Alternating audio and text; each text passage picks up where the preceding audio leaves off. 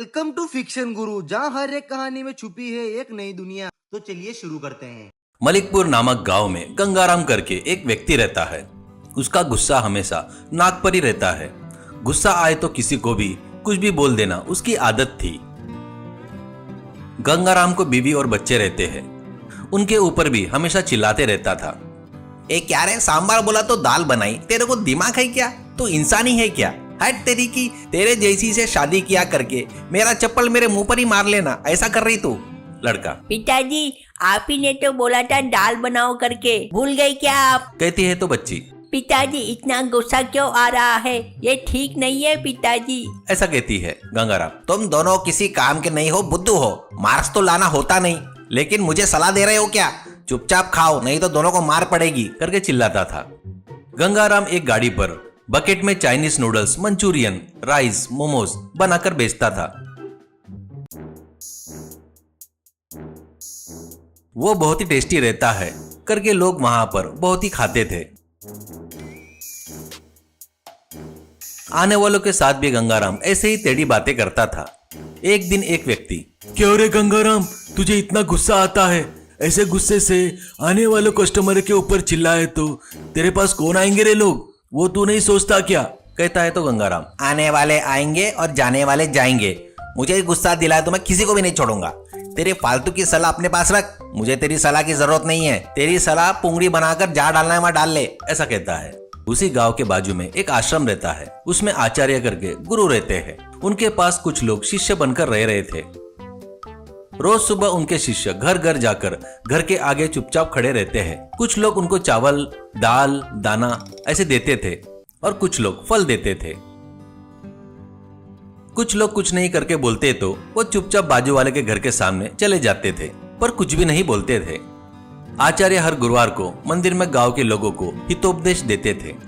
बेमतलब का दिखावा करके पैसे बर्बाद नहीं करना चाहिए, करके बोलते थे। वो सुनकर गंगाराम को बहुत गुस्सा आता था और वो, हट तेरी की, ऐसे बेवकूफों की वजह से ही मेरे जैसे लोगों के धंधे मार खा रहे हैं। लोग खर्चा करेंगे तो ही हमारा धंधा चलेगा ना। इसकी बातें सुनकर ही इस बीच लोग मेरी गाड़ी पर आकर खाना छोड़ दिए। असल में ये बुड्ढे को क्या तकलीफ हो रही है क्या, करके गालियां देता था। एक दिन आचार्य खुद भिक्षा मांगने आते हैं। घर घर दुकान दुकान घूमकर भिक्षा मांग रहे थे। वैसे ही गंगाराम के गाड़ी के पास आकर सामने चुपचाप खड़े हो जाते हैं। उसको देखकर गंगाराम को बहुत गुस्सा आता है। आए क्या बाबा, आओ आओ, तुम्हारे ही राह देख रहा था, तुम कब आओगे करके। तू एक फालतू आदमी है, एक पैसे का काम का नहीं है, ऐसा नीच आदमी है तू, किसी काम का नहीं, एकदम फालतू है तू, ऐसा कहता है। पर आचार्य चुप रह जाते हैं। इससे गंगाराम को और भी गुस्सा आता है। तेरे बारे में, तेरे आश्रम के बारे में मुझे सब पता है। तुम सब लोग मूर्ख हो, आलसी हो, तुम और तुम्हारे शिष्य परम नीच हो, ऐसा कहता है। आचार्य कुछ भी नहीं बोलते। इससे और भी ज्यादा गुस्सा आकर गंगाराम गंदी गंदी गालियां देता है। फिर भी आचार्य में कोई फर्क नहीं दिखता। गाली दे देकर गंगाराम कुछ देर बाद थक जाता है और गुस्से से गंगाराम आकर उसके चेहरे को देखता है। उनके चेहरे पर वो प्रशांतता, तेज को देखकर एक क्षण के लिए रुक जाता है। गंगाराम गुस्से से, क्या हो रहा है, ऐसा चुप है? तू इतने गाली खाया, फिर भी तुझे थोड़ा भी गुस्सा नहीं आया क्या? मुक्का है क्या, जबान नहीं है क्या, दिखा एक बार, ऐसा कहता है। आचार्य कुछ भी बातें नहीं करते हुए एक फल निकाल कर देकर, बेटा इस फल को मैं तेरे को दूंगा, समझ, तू लेने के लिए मना किया तो वो कहाँ जाएगा, ऐसा कहता है। गंगाराम, अरे यार ये पागल जैसे सवाल मत करो, कहाँ जाएगा, तेरे पास ही रहेगा, ये भी पता नहीं क्या तुमको, ऐसा कहता है। आचार्य, ठीक है बेटा, अच्छा है। वैसे भी अभी तक तूने जो गालियां दिया ना, वो मैंने लिया ही नहीं, तो अब वो कहाँ है तुझे पता है क्या, ऐसा कहता है। इससे गंगाराम चौंक जाता है। उसने दिया सो गाली उसी के पास है ऐसे लगने लगा उसको। वो देखकर लोग जोर जोर से हंसते हैं।